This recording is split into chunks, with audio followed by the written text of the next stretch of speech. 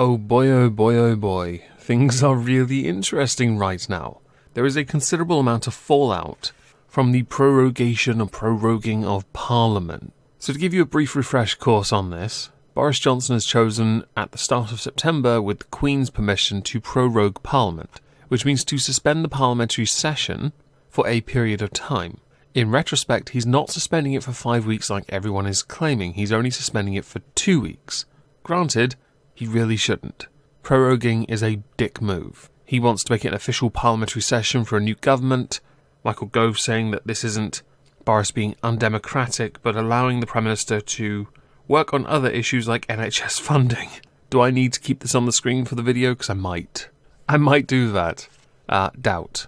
I think this is entirely a tactic designed to limit the amount of time permitted for those who wish to block no deal or leaving at all. Some going so far as to now say they'll back Remain. Nice one, Jeremy.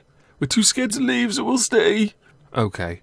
Ruth Davidson, the Scottish Conservative leader, an ardent unionist, someone who has defended Scotland's freedoms while maintaining a relationship with the UK, has resigned from her leadership position due to a conflict with Boris over the handling of this situation. Understandably, there are some new protests. They started on Wednesday, but let's not forget here, it should be pointed out, that there are always protests going on outside Westminster.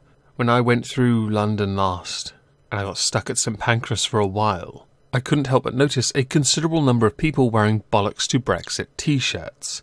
It was quite magical. People like Owen Jones obviously have been absolutely hammering the government for its decision to be undemocratic, which has led to him receiving a considerable amount of derision from the public. With him being quoted as saying, "You mentioned Matt Hancock before," because this was on a Sky News interview. He said proroguing would mean suspending parliamentary democracy, and that goes against everything that those men who waded onto the beaches for and died for. I mean, he's a supine careerist, he'll now trump at the very policy. But he was right, our ancestors fought at great cost, they died for our democracy.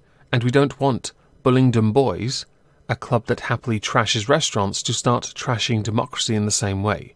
Even the Conservative cabinet, who will go along with it to keep their fancy limousines and pay packets, they know this is a disgraceful assault on democracy, and it is incumbent upon the British people to defend the rights and freedoms that our ancestors fought for at huge cost. I tend to agree with the overarching message about protecting democracy, but the person you're then thinking about installing would completely undermine it as well. So in reality, we don't actually have someone who is worthwhile or suitable. People have been, a number of news reporters have been hammering the Queen for approving this. You know what? I'm sure she's far too busy right now trying to make sure her son isn't a sex offender. So Kay Burley, probably best not to patronise the Queen. You are, after all, one of her subjects. In Belfast, there is a legal bid to injunct Boris Johnson's parliamentary proroguing, which has been suspended for a day, so we don't actually have an update on it. ResistUK have come out of the woodwork, remember them? Yeah. To make a list of demands, so let's quickly look at that, because that is something.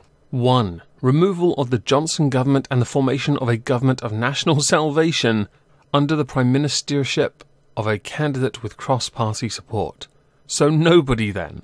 2. Revocation of Article 50. If the UK has already left the EU, we must apply without delay to the EU to temporarily rejoin the Union pending a UK general election. 3. Representation. As soon as practically possible, a general election must be called and the UN must be invited to send observers to ensure that the correct democratic procedures are followed. 4. Reunion. Following the general election, if this delivers the new government such a mandate, they must apply to the EU for permanent readmittance to the EU. Removing Article 50 altogether? Ooh. 5. Reconciliation.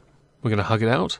A Truth and Reconciliation Committee must be convened, and as part of this, criminal investigations must be undertaken into those individuals and organisations involved in the corrupt and fraudulent referendum of 2016 and subsequent events. Prosecutions, removal from public office, confiscation of assets and imprisonment must follow where appropriate.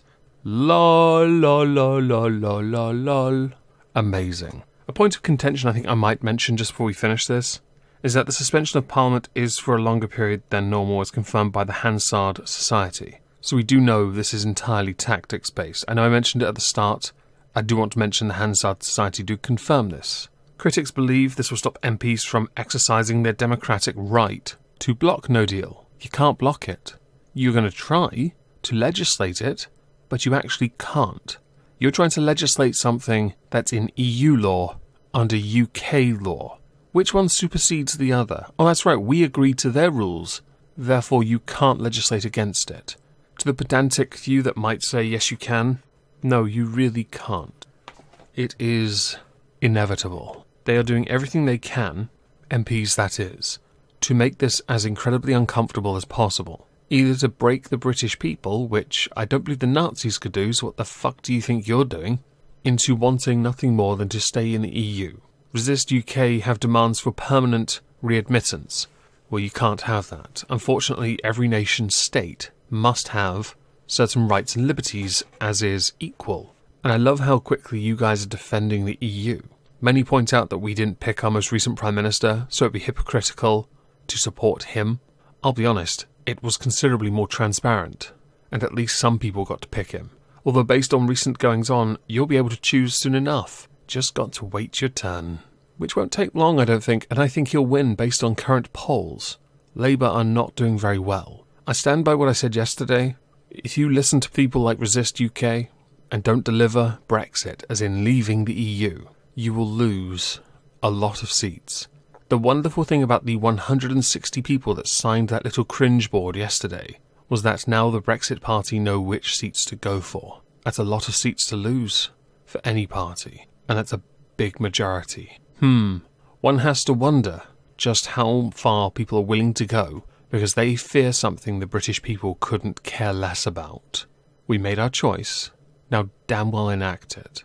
It's going to be funny to watch them try anyway.